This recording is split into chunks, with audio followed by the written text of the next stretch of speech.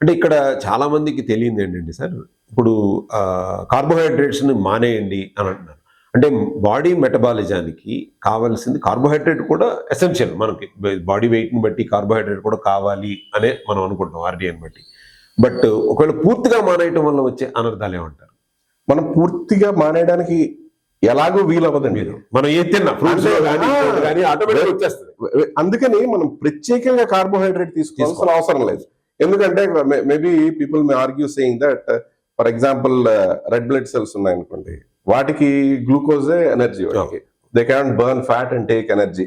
ఇలాగ there are 4 or 5 types of tissues in the body which depend mostly on glucose for their energy. మరి పూర్తిగా carbohydrate ఆపేసినట్టయితే వాటికి energy ఎలా వస్తుందంటే 2 things. మనం తీసుకునే కూరగాయల్లో ఎలాగో కార్బోహైడ్రేట్ ఉంటుంది, మనం తినే పప్పులో కార్బోహైడ్రేట్ ఉంటుంది.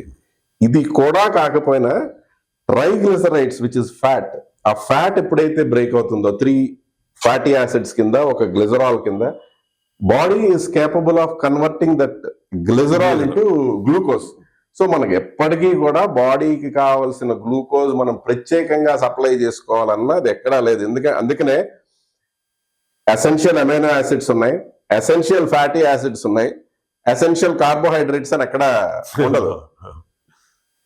వి గెట్ దోస్ థింగ్స్ న్యాచురల్లీ. కాకపోతే ఏంటంటే మనం కార్బోహైడ్రేట్స్ మీద డిపెండ్ అయిపోయేటట్టుగా ట్రైన్ అయిపోయాం, because they are abundantly available and they give energy very easily. కావలసిన దానికంటే ఎక్కువ తీసేసుకుంటున్నాం అండి. అంటే వీ హ్యావ్ టు డిఫరెన్షియేట్. ఇప్పుడు ఈ క్యాలరీ డెఫిసిట్ గురించి కూడా మాట్లాడుకుంటుంటే, a calorie is not a calorie. ఎందుకంటే ఒక చిన్న ఎగ్జాంపుల్, ఒక ఉదాహరణకి ఒక గ్లాస్ ఆఫ్ సాఫ్ట్ డ్రింక్ ఉందనుకోండి, ఆ సాఫ్ట్ డ్రింక్ లో ఒక 100 క్యాలరీలు వస్తాయి అనుకోండి, అదే 2 క్యారెట్లు తింటే 200 క్యాలరీలు వస్తాయి అనుకోండి. So it will be very foolish to choose soft drink over carrots.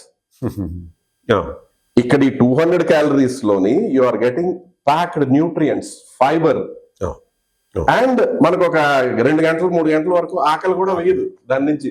So అలాగే స్మార్ట్ గా ఓన్లీ క్యాలరీస్ కే స్టిక్ అవ్వకుండా we have to plan our food in such a way, మనకి సాటిస్ఫాక్షన్ ఉండాలి ఒకటి, అలాగే it should supply the nutrients. Calories కన్నా all the nutrients మనకి రిచ్ గా సప్లై అవుతున్నాయి అనుకోండి, body will function at its best.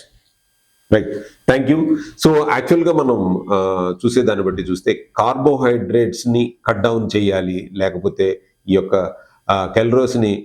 Calorific వాల్యూని డైట్లో పెట్టుకుని మాత్రమే డిపెండ్ అవ్వాలంటే అది చాలా తప్పు, రాంగ్ కాన్సెప్ట్. ఒక్కసారి సైంటిఫికల్గా కూడా మీరు ఆలోచించి మీ బాడీకి తగ్గట్టుగా గనక మీరు దాన్ని స్విచ్ ఆన్ చేసేటప్పుడు, అంటే కార్బోహైడ్రేట్ కన్జంప్షన్ నుంచి ఫ్యాట్ కన్జ్యూమ్ చేసేటట్టుగా స్విచ్ ఆన్ చేసేటప్పుడు ప్రముఖ న్యూట్రిషనిస్ట్ సలహాల ద్వారా మాత్రమే వెళ్తే బాగుంటుంది అనేది మా ఉద్దేశం. ఇంకొకటి కూడా యాడ్ చేయాలి. ఇప్పుడు మనం న్యాచురల్ ఫుడ్సే తింటున్నాం అనుకోండి, న్యాచురల్ అంటే పచ్చివి కాదు, కూరగాయలు వండుకుని తింటాం, ఏమండి, పప్పు వండుకుని తింటాం. ఎప్పుడైతే natural, even for that matter eggs అనండి, ఫిష్ అనండి, చికెన్ అనండి, ఇవన్నీ ఇంట్లో వండుకొని ఇవి మాత్రమే తింటున్నట్టయితే క్యాలరీస్ ఎక్కువ తీసుకునే ఛాన్సులు చాలా తక్కువ ఉంటాయి. ఎందుకంటే ఆ పోర్షన్ చాలా ఫిల్లింగ్ గా ఉంటుంది. అది ఇప్పుడు బౌల్ ఆఫ్ వెజిటబుల్స్ వండింది కూర తిన్నాం అనుకోండి, బాగా కడుపు నిండిపోతుంది. అదే చిప్స్ ఎన్ని తింటే మనకి ఆ సాటిస్ఫాక్షన్ వస్తుంది? క్విక్ క్యాలరీస్ దాని నుంచి. సో న్యాచురల్ డెన్స్ క్యాలరీస్ అలా ఉండి అక్కడ వచ్చేస్తాయి, అండ్ ఎంటీ క్యాలరీస్. మనం న్యాచురల్ ఫుడ్ సోర్సెస్ లో రుచిగా ఇంట్లో చేసుకుని ఎప్పుడైతే తింటున్నావో చాలా తక్కువ chances to exceed the calorie requirement. Right, thank you so much. Thank you.